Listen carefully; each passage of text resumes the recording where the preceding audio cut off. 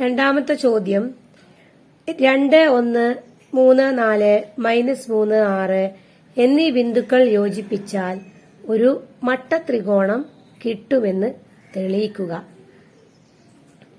അതായത് prove that by joining the points 2, 1, 3, 4, -3, 6 we get a right triangle.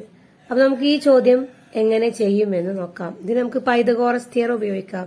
Pythagoras theorem ഉപയോഗിച്ചിട്ട് എങ്ങനെയാണ് ഇത് തെളിയിക്കാൻ പറ്റുക എന്ന് നോക്കാം.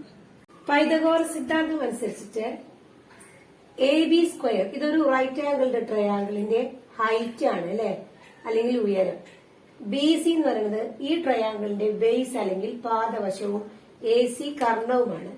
അപ്പൊ AB² BC² കൂട്ടിയാൽ നമുക്ക് AC² കിട്ടണം. ഇതുപോലെ നമുക്ക് എന്താ വേണ്ടത്, 3 പോയിന്റുകൾ തന്നിട്ടുണ്ട്. ഇവ തമ്മിൽ യോജിപ്പിച്ച ഒരു റൈറ്റ് ആംഗിളുടെ ട്രയാംഗിൾ കിട്ടണം. അപ്പൊ നമുക്ക് ഡിസ്റ്റൻസ് ഫോർമുല ഉപയോഗിച്ചിട്ട് എന്ത് ചെയ്യാം, AB-യുടെ നീളം കാണാം, അതുപോലെ BC-യുടെ നീളവും കാണാം. ഇവ രണ്ടും തമ്മിൽ കൂട്ടിയാൽ നമുക്ക് AC കിട്ടുന്നുണ്ടോ എന്ന് നോക്കാം. അപ്പോ എന്തൊക്കെ കാണേണ്ടത്, AB-യുടെ നീളം കാണാം, BC-യുടെ നീളം കാണാം. ഇവ തമ്മിൽ കൂട്ട്, അതുപോലെ AC-യുടെ നീളം കാണാം.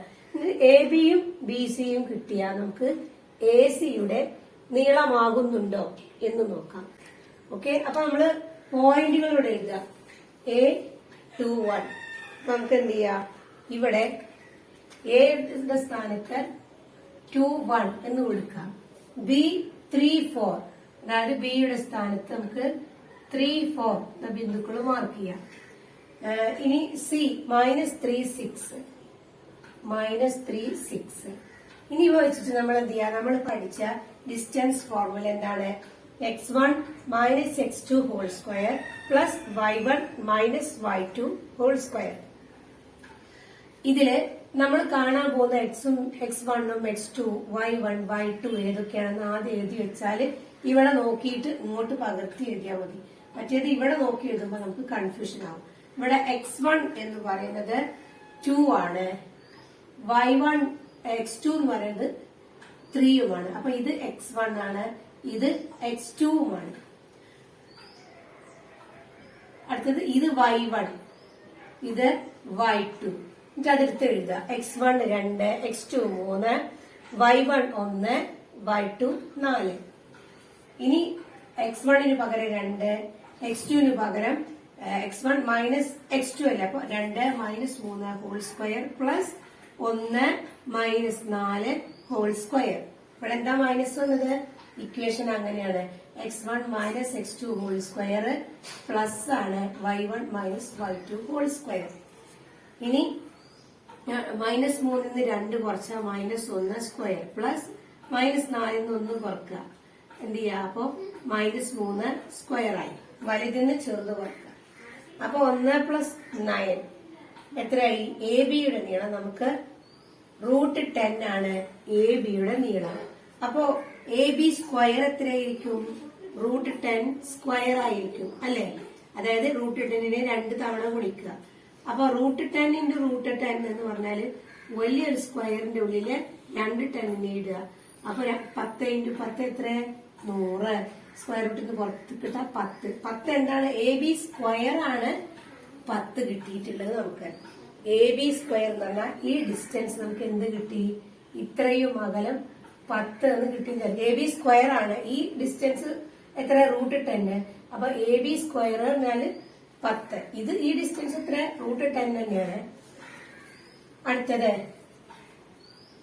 ഇതുപോലെ BC² കാണാം.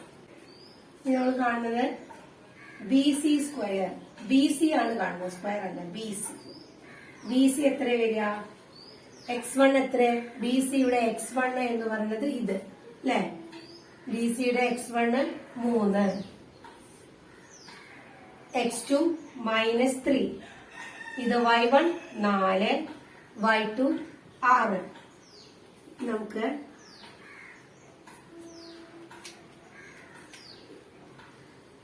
x1 എത്രയാണ്, x1 3 ആണ്. അപ്പൊ ഇനി 3 - -3 whole square plus 4 minus 6 the whole square. എത്ര വരിക? 3 മൈനസ് 3, 2 മൈനസ് വരുമ്പോ പ്ലസ് ആവും. അപ്പൊ എത്ര വരിക ഇവിടെ? 6 സ്ക്വയർ പ്ലസ് മൈനസ് 6 4 പോയാല് മൈനസ് 2 സ്ക്വയർ. സ്ക്വയർ റൂട്ട് ഇടാൻ മറക്കരുത്. ഈക്വൽ ടു എന്ത് വരും? 6 സ്ക്വയർ എന്ന് പറഞ്ഞാല് 6 36 പ്ലസ് മൈനസ് 2 ഇൻറ്റു മൈനസ് 2 എന്ന് പറഞ്ഞാല് 4 സ്ക്വയർ റൂട്ടിന്റെ ഉള്ളിലാണ്. ഈക്വൽ ടു 36 4 കൂട്ടിയാൽ എത്ര? 40 ആണ്. ബി സിയുടെ നീളം 40 ആണ്. എങ്ങനെയാണെങ്കിൽ ബി സി സ്ക്വയർ എത്രയാ? B C square equal to 40 square. അങ്ങനെ പറഞ്ഞാൽ എന്താ വരിക? 40 സ്ക്വയർ എന്ന് പറഞ്ഞാൽ എത്രയാ? Square root of 40 into 40. എത്ര വരിക? വലിയൊരു സ്ക്വയറിൽ 2 40 കൂടി ഇടുക. 40 ഇൻറ്റു 40. എക്സാം ഒക്കെ ആവുമ്പോഴത്തേന് ഇത് നല്ല തറവാറാണ്. ഇത്തിരി സ്റ്റെപ്പുകളൊന്നും ചെയ്യരുത്. 1600. 1600ന്റെ സ്ക്വയർ റൂട്ട് എന്ന് പറഞ്ഞാൽ എത്ര വരിക? 40 ആണ് വരിക. ബി സി സ്ക്വയർ എത്രയാ? അപ്പൊ ബി സി സ്ക്വയർ എത്രയാണ്? 40 ആണ് നമുക്ക് കിട്ടിയത്. എ സി സ്ക്വയർ എത്രയാ നമുക്ക് കിട്ടിയത്? എ സി സ്ക്വയർ 10 അല്ലേ? ബി സി എത്രയാണ്? റൂട്ട് 40 തന്നെയാണ് കേട്ടോ. ബി സിയുടെ നീളം റൂട്ട് 40 ആണ്. ബി സി സ്ക്വയർ ആണ് നമുക്ക് 40 എന്ന് കിട്ടിയത്. B C square root of 40.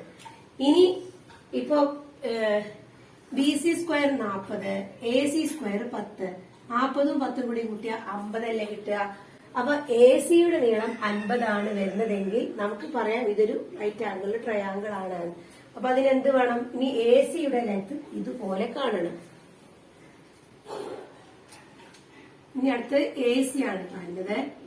A C equal to A സിയുടെ ഈ എ എന്ന് പറയുന്ന പോയിന്റ് ഇവിടെ ഇത്രയ്ക്കാണ് 2 1. ഇനി എ സിയുടെ x1 നമുക്ക് -3 ആയിട്ട് എടുക്കാം. x2 2 എടുക്കാം. y1 6, y2 1. A C equal to bracket ഇടുക. x1 പകരം -3 മൈനസ് x2 പകരം 2 ഹോൾ സ്ക്വയർ പ്ലസ് y1 പകരം 6 മൈനസ് y2 പകരം 1 ഹോൾ സ്ക്വയർ ഈക്വൽ ടു വരിക. A C equal to x1 minus x2 whole square plus y1 minus y2 whole square. x1 നമ്മൾ എഴുതി -3, x2 എഴുതുക 2, y1 എഴുതി 6, y2 എഴുതുക 1.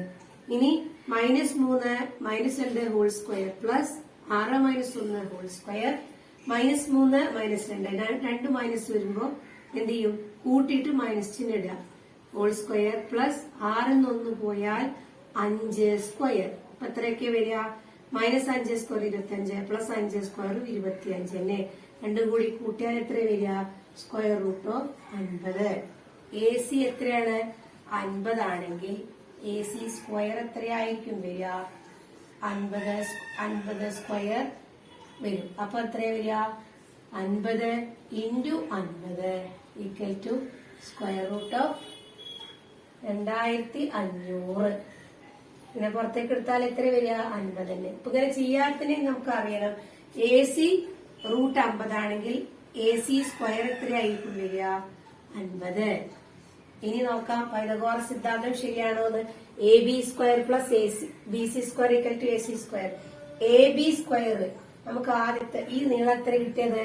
A B ആണ് 10. A B square നമുക്ക് 10 എന്നല്ലേ കിട്ടിയത്? A B root 10, A B square 10 എന്ന് നമുക്ക് കിട്ടി. B C square root 40, B C root 40, B C square 40 equal to A C square എത്ര? എ സി ആണ് എത്ര? റൂട്ട് 50. എ സി സ്ക്വയർ നമുക്ക് 50 എന്ന് കിട്ടിയില്ലേ? അപ്പൊ നോക്കിക്കോ 10ഉം 40ഉം കൂട്ടിയാൽ 50. 50 ഈസ്റ്റു എന്തിനു തുല്യാണ്? എ സി സ്ക്വയറിന്.